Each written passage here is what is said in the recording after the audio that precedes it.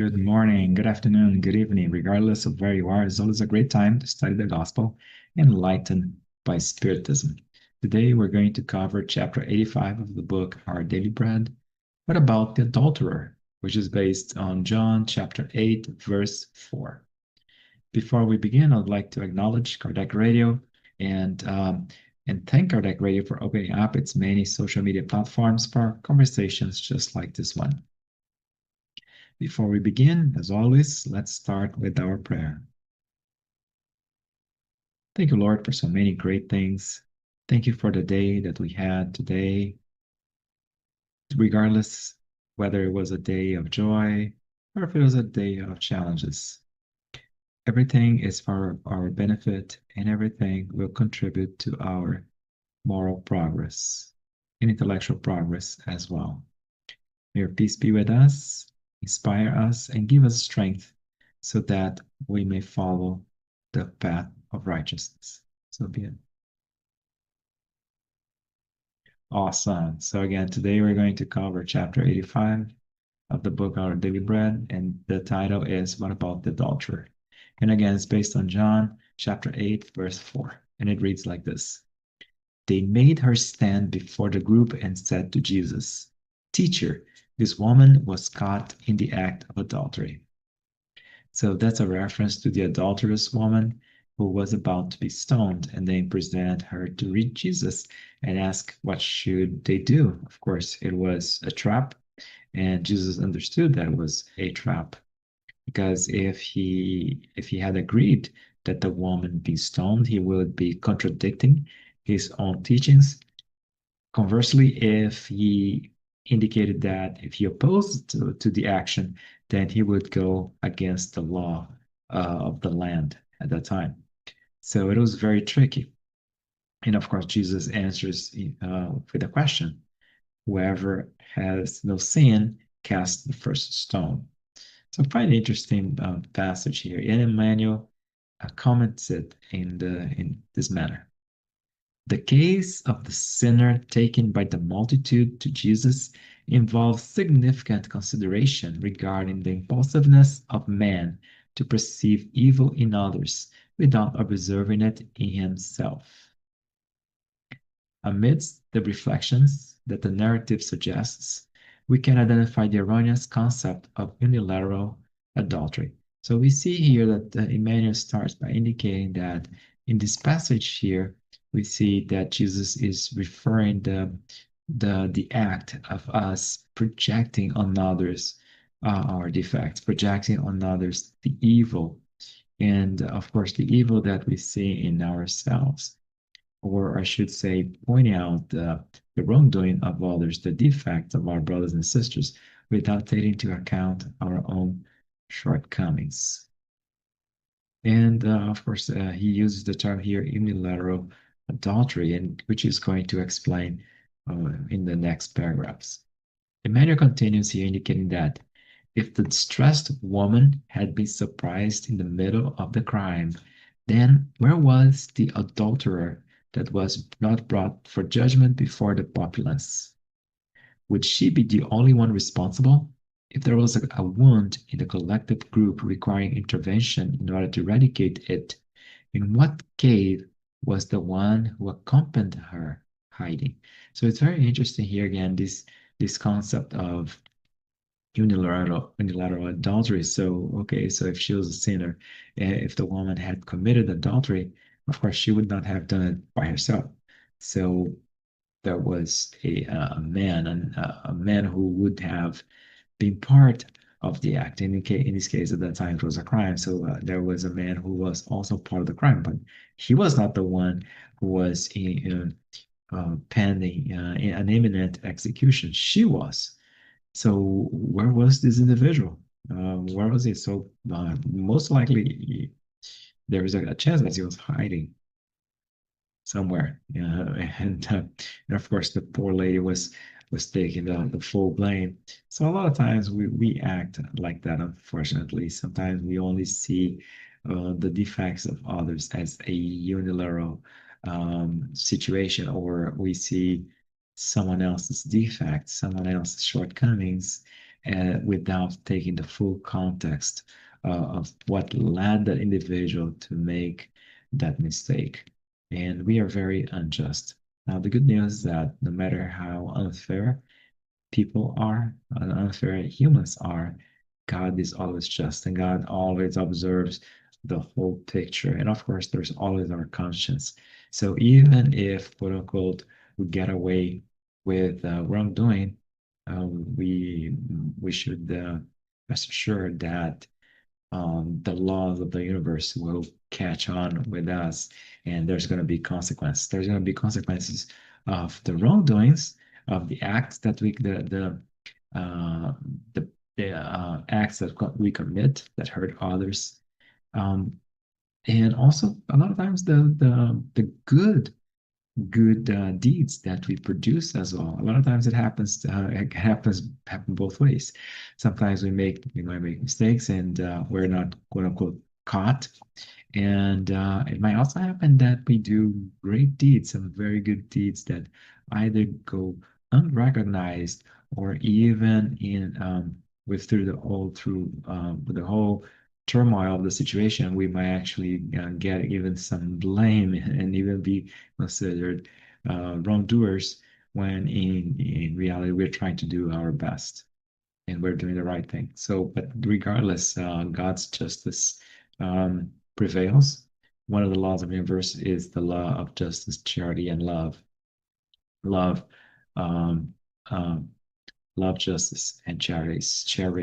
So, yes, there's going to be consequences to our actions, good or bad, regardless of not if others do not acknowledge them here on earth. Emmanuel continues here, indicating that the attitude of the Master in that hour was characterized by infinite wisdom and inexhaustible love. Jesus could not place the weight of the blame on the unfortunate woman, and allowing the perception of an overall error inquired, which of those present were without sin. So again, Jesus could not, being the perfect spirit and extremely wise, and Holy Spirit, a loving spirit, a spirit, a very altruistic spirit. So again, he understood that the blame was not just in that woman who got caught. And that's why his answer was to impress the mob that was about to execute her, indicate to them, hey, of course, yeah, she made a mistake, but what about the rest of you? How many times haven't you also sinned?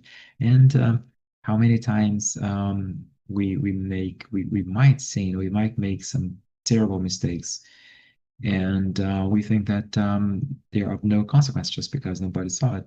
Guess what? Our conscience, um, we might fool those incarnate spirits around us, but we cannot fool the discarnate spirits. We cannot never fool God. We can never fool also the our higher order spirits as well. And the most important, we can never fool our own conscience. Emmanuel continues, the great spontaneous silence that occurred constituted the answer more eloquently expressed than any possible verbal declaration. Close to the adulteress also stood the perverted man who retreated in shame. So that's very interesting here that Emmanuel is indicating to us that, okay, so there was silence. Nobody spoke after Jesus asked the question. And there was their statement. There was their statement of guilt. Everybody was there who were condemning the woman had forgotten that also they had their own sins. And when Jesus make the mention, or actually when Jesus inquired about it, that's a chance for them to do some inner searching and realize that, we're, um, yes, this woman, she made a mistake, but how many other mistakes haven't we made in our lives? And Emmanuel even mentions here that it is possible that the perverted man who was part of the act, of the adulterous act, he was there and he retreated in shame because also he felt his conscience was speaking louder at that time to him and telling him, hey, listen, you were part of this as well. How dare you condemn this woman, condemn someone else when you were yourself were part of the infraction. And according to Emmanuel, man and woman come into the world with specific duties, which become integrated in an essentially unique task in the universal evolutionary path. In the chapter regarding inferior experiences, one does not fall without the other, because both were given the same opportunity for sanctification. So quite interesting, regardless when we reincarnate, regardless of the gender that we are born with, we have specific duties for our development. And we interact with one another, with different people. And in this case here, for an adulterous woman, it is impossible for for a woman, in this case, to be adulterous without an adulterous man, and vice versa. Also, if a man commits adultery, he has someone else involved as well. And it applies to this case, it applies to different scenarios on Earth. So many times, how many times don't we, I mean, we, even though we consider ourselves innocent and flawless, how many times aren't we contributing to the downfall of our brothers and sisters for actions that we take and also for our own inaction as well? Also due to our own silence, how many times don't we realize that someone is making a mistake or someone is going the wrong path, and for convenience, we do not speak up. So how many times don't we also conversely provide some kind of bad advice or are not there to support someone? And when someone fails, someone falls, um, believe it or not, of course, we also have a part in that as well. There is the responsibility for that individual, but also we should analyze ourselves before judging others and understand how could we have contributed to that act. And in broader terms, instead of judging others, even if we know for sure that we had no involvement in a particular situation, again, we have no idea, we have no recollection, we have no knowledge of all the background, of all the situations that led that particular individual to act in a certain manner that one might that might be condemnable. Emmanuel finalizes here indicating that if women have deviated from the elevated mission that corresponds to them and continue this sad path, it is because the adulterers continue to be absent in the hour of judgment, just as they had been at time when Jesus stated his well-known suggestion. So we see here, yeah, so if women, and actually anyone, right? So this is a very specific example to adultery, but applies to anything. So if anything, someone who, regardless, deviates from his or her mission and continues in the away, steer away from the path, from a path of what's right, then what about all the individuals that were part of that as well? So in the same situation, the same passage here, in which Jesus does call out for anybody to understand, just to do some inner searching, some um, self analysis as well. So we see here the need of us. So instead of judging someone else, also to try to understand, to put ourselves in the shoes of that individual, and think if I were in that same under those same in that same scenario, would I have added would I have acted in a different manner? Um, the answer might be yes, no, or we might actually have had even been more. We might have acted in a worse manner that those individuals that we are just about to condemn.